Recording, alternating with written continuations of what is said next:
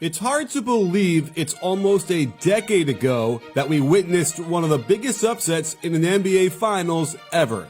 And while no one can forget the upstart Dallas Mavericks taking on the domination that was LeBron, Wade, and Bosh, you might not remember how they got there in the first place.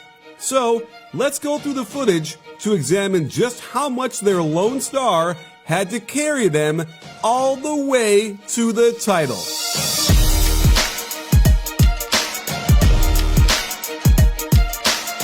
It all started in the first round when Dirk hit the Blazers with a pair of 33-point games. Here's a set the Mavericks loved to run when Jason Terry was in. They'd run him off an Iverson cut across the court, but they have Dirk follow him to the wing to set an inside ball screen. When nothing materializes, they flow into another pick and roll before Dirk goes to work at the end of the shot clock and shoots right over Wes Matthews for the and one. And when they ran pick and roll for Jason Kidd, they were always looking to force the switch and let Dirk go to work on the smaller player, with Matthews again giving up a three-point play. Of course, their go-to play was the post-up, and he got down to that left block every chance he got when a smaller player was on him. Nicholas Batum gets rudely introduced to the Dirk leg when he fades away off the left foot and raises the right knee to get lift in the air, but to also provide some space between him and his defender. And the double drag screen for Kidd was another go-to play. Depending on who the other screener was with Dirk dictated what happened. When it's Shawn Marion, they spread for a low post catch. The simple face-up and high-arcing shot was almost unstoppable for them.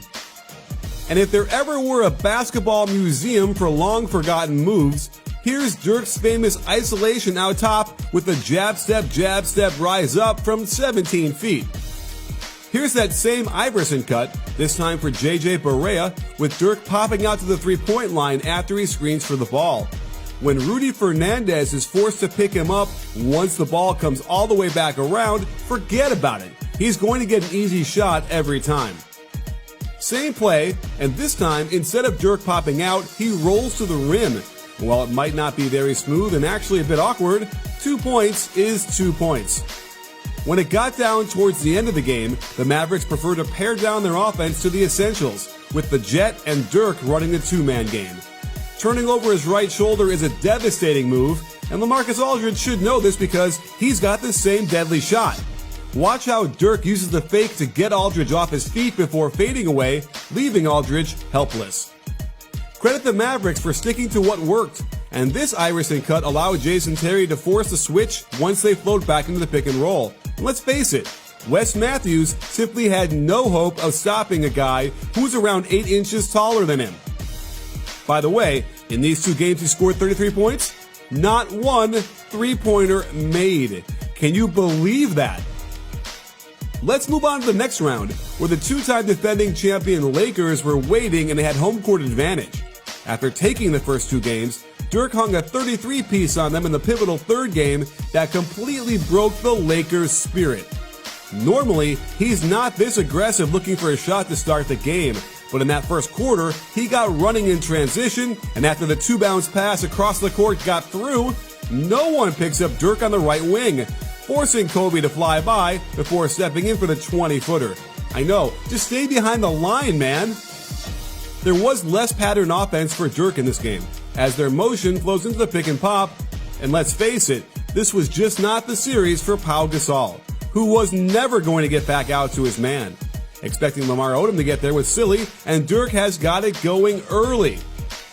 When they involve both Pau and Andrew Bynum in the pick and roll, yikes, they don't even try to move so Dirk can lick his thumb and check the wind before letting this one splash. They tried putting Andrew Bynum on him towards the end of the first half, and while it did seem to make Dirk give the ball up on the drive, he gets it right back in the right post and just rises up easily when Bynum is late getting a hand up. They ran Shawn Marion off a pin down, and when Lamar Odom tried to cheat over the top, Marion flares along the baseline, forcing Bynum to pick him up. Pau does get to Dirk nicely on this shot, but what the heck? Why isn't Dirk in the corner shooting this three? It was so weird to realize that Dirk only averaged 3.4 three-point shots a game for his career. Here's another set that worked well for them all playoff long. The double ball screen out top with Dirk as the first screener and Tyson Chandler the second. Once Kidd strings this out to the top of the key, watch Chandler look like a fullback in setting the pin down for Dirk. Wide open shot and clean make. It was tense. Tie game with 90 seconds left, and they don't mess around, just letting Dirk isolate from the top of the key.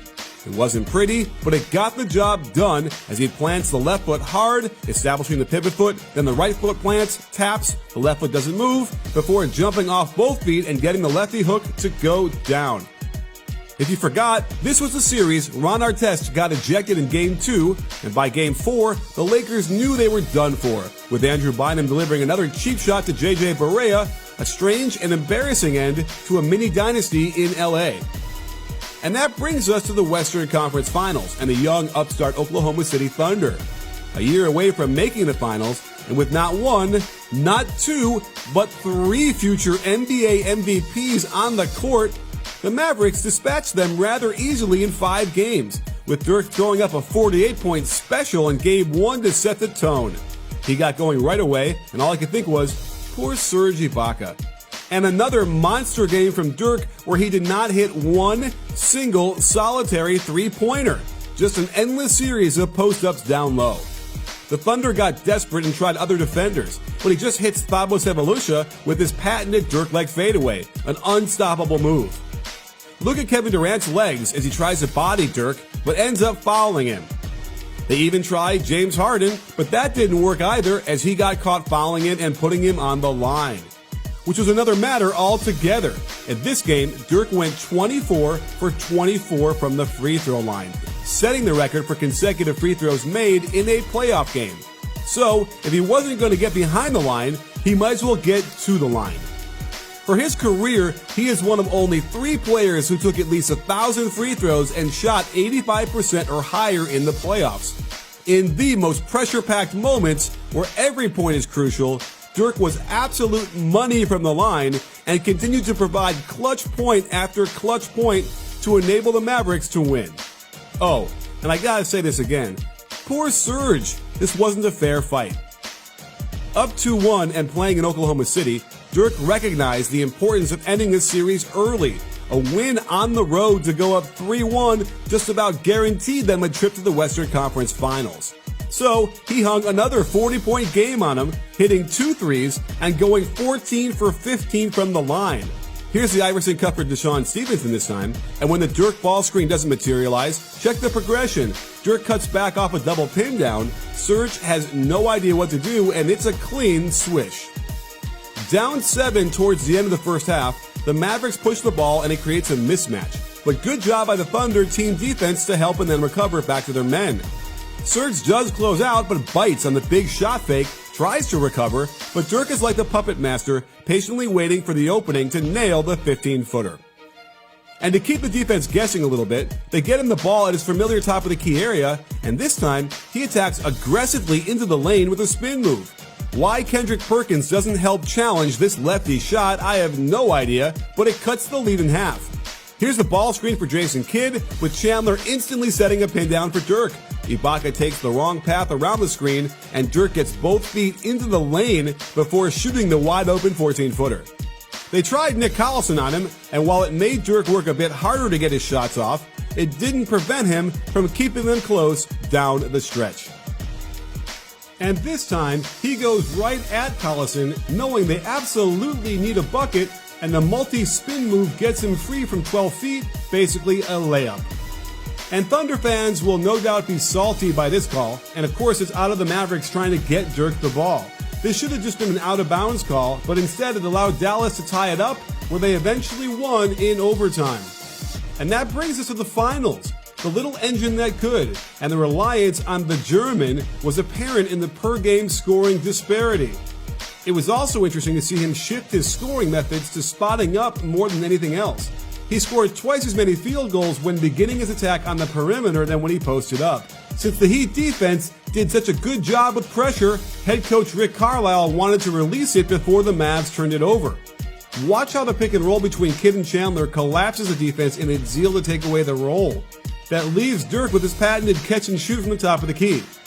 And they ran misdirection to begin possessions in order to mollify the defense into forgetting about Nowitzki. The high post split spreads the defense until Dirt can flash to the elbow for the 15-footer. Despite feeling like they got there in time, Dirt continued to catch his man a half step behind the play and releasing his high-release, high-arcing shot straight down into the basket. But he would put the ball down on the ground and get to the basket on occasion, and this again served to keep the defense on their toes, so they just weren't sure what he was going to do once he got the ball. He was almost playing a zone offense here, just hovering around the free throw line until he could find an opening to get a catch and get right to the hoop with one dribble and a finish. The only solution would have been to face guard him and not let him catch the ball, but you know all he'd do is get down low on the block for a post-up, which brings us to the next most common way he was scoring. And if you felt bad for Serge, then you'd feel doubly sorry for Joel Anthony. On a good day, Anthony was 3 inches shorter than Dirk, but it felt like a lot more as he kept shooting over him. But he did his damage on others as well, like catching LeBron with his gorgeous up and under layup off the delayed break down low. Udonis Haslem could not keep Dirk from turning into the lane and getting layups. He was just too short and not quick enough at this point to have much success defensively. And when Bosch came over to help, it was no use, as Dirk patiently waits for him to fall out of the way before getting the nice bounce. The bottom line was that when they needed him, Dirk was there to get the key basket or free throw, and to bend a completely over-aggressive defense to his will, finding open shots for teammates either by his passing or by his gravity. It's still crazy to me how few three-pointers he took during this run, and how different it would be in today's game. But even still, we got a Cinderella story, rooted in the preseason interview I did with Coach Carlisle in the summer of 2010, well not really, that propelled the Mavericks to win after win, series after series, until eventually, both the Mavericks and Dirt Nowitzki were holding trophies. If you like this video, please give it a thumbs up and subscribe to B-Ball Breakdown so you can get alerted right away when we drop a new video.